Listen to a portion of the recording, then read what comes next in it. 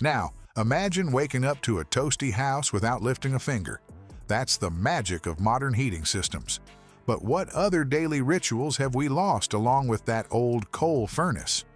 Stick around as we uncover 12 things from the 1950s that shaped daily life but are now totally obsolete. Picture this. It's 5 a.m. in 1950s America. Dad's already up, but not for coffee. Instead, he's heading down to the basement to tackle the first chore of the day, stoking the coal furnace. This wasn't just a quick flip of a switch. It was a daily ritual that kept homes warm and families comfortable. Coal furnaces were the beating heart of 1950s homes. These massive octopus machines spread their warmth through a network of ducts, keeping the winter chill at bay. But they were hungry beasts, demanding constant attention and a steady diet of coal. Can you believe the average family burned through 3 to 5 tons of coal each winter? That's a mountain of fuel. Keeping the home warm was no easy task. Dad had to shovel coal into the furnace, carefully tend the fire, and regularly clean out the ash. It was dirty, back-breaking work that shaped the entire family's routine. Kids often had chores related to the furnace too, like helping to bring in coal or dispose of ashes.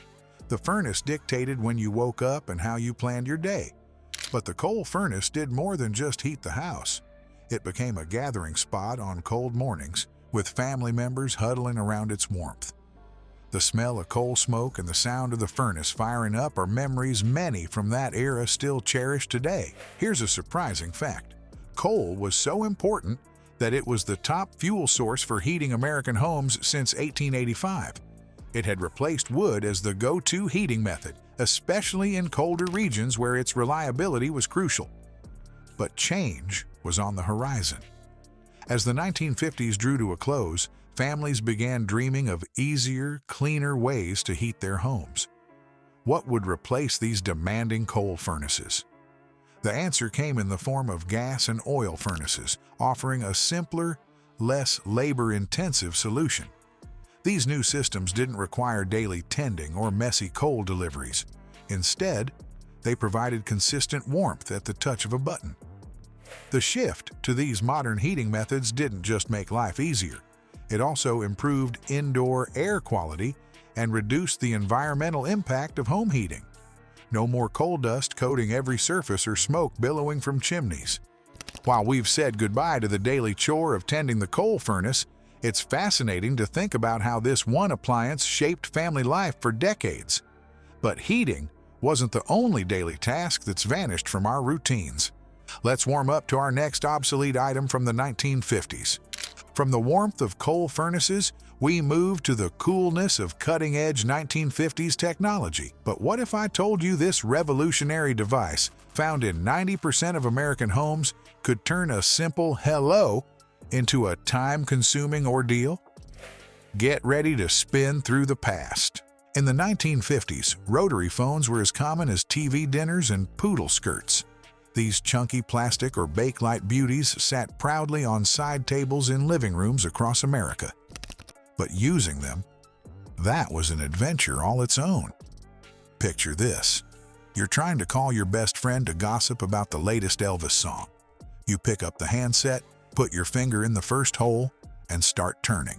Click, click, click. The dial spins back. Now for the next number. Click, click, click. Again and again until you've dialed all 7 digits. Phew. But wait, was that a wrong number? Time to hang up and start all over again. The rotary phone's unique sound became the soundtrack of communication. That satisfying click, click, click as the dial returned to its resting place was music to our ears. But it wasn't all smooth sailing. Long phone numbers were the enemy, and heaven forbid you had to dial a 0. That was practically a workout for your index finger. These phones didn't just change how we dialed, they changed how we talked. With party lines being common, you never knew who might be listening in. So, phone etiquette became a big deal. Short, to-the-point conversations were the norm. No lengthy chats about what you had for lunch. Here's a fun fact. The rotary dial system was invented way back in the 1890s by a guy named Almond Stroger. But it took decades for the technology to become widespread. By the 1950s, it had finally hit its stride, making communication faster and more private than ever before. But progress waits for no phone. The 1960s brought push-button phones, spelling the beginning of the end for our beloved rotary friends. These new gadgets used tone dialing, making connections faster and more reliable. And from there, well, we all know where that led. Straight to the supercomputers we carry in our pockets today. The journey from rotary phones to smartphones is a testament to our never-ending quest for faster, easier communication. But sometimes, don't you miss the simplicity of those old rotary days? When a phone was just a phone and FaceTime meant actually seeing someone in person? Think your smartphone is cool? Let's talk about a truly cool revolution that changed American kitchens forever. In the 1950s, a silent battle was brewing between two titans of food preservation. One would emerge victorious, transforming how we shop, eat, and live. Imagine waking up every morning to the familiar clop-clop of horse hooves on your street. It's not the milkman, it's the Iceman. This daily visitor was essential for keeping your food fresh in the 1950s. He'd lug a massive block of ice to your home, carefully placing it in your icebox, a wooden cabinet lined with tin or zinc that served as the precursor to our modern refrigerators. But life with an icebox wasn't exactly a picnic. These cool cabinets had some serious limitations. Food wouldn't stay fresh for long, even with a steady supply of ice. Families had to shop frequently, sometimes daily, to keep their pantries stocked with fresh goods. Forget about storing leftovers or keeping ice cream for dessert, unless you wanted a soupy mess. The icebox era shaped how people lived and ate. Meal planning was a constant challenge and food waste was a real concern. Families had to be creative with their cooking, using up perishables quickly before they spoiled. And let's not forget the constant drip, drip, drip of melting ice, requiring regular emptying of the drain pan to avoid water damage. Here's a chilling fact. In the early 1950s, the average family spent about 10 cents per day on ice delivery. That might not sound like much, but it adds up to over $36 a year, a significant chunk of change back then. But change was coming, and it was electric. As the 1950s progressed, a new appliance started showing up in more and more homes: the electric refrigerator. These marvels of modern technology promised to keep food fresh for days, even weeks, without the need for daily ice deliveries. The transition happened faster than melting ice on a hot day. Families quickly realized the benefits of electric refrigeration. No more ice deliveries, longer-lasting fresh food, and the ability to store leftovers safely. Shopping habits changed dramatically as people could buy in bulk and plan meals further in advance. From ice cold to piping hot, let's brew up some nostalgia.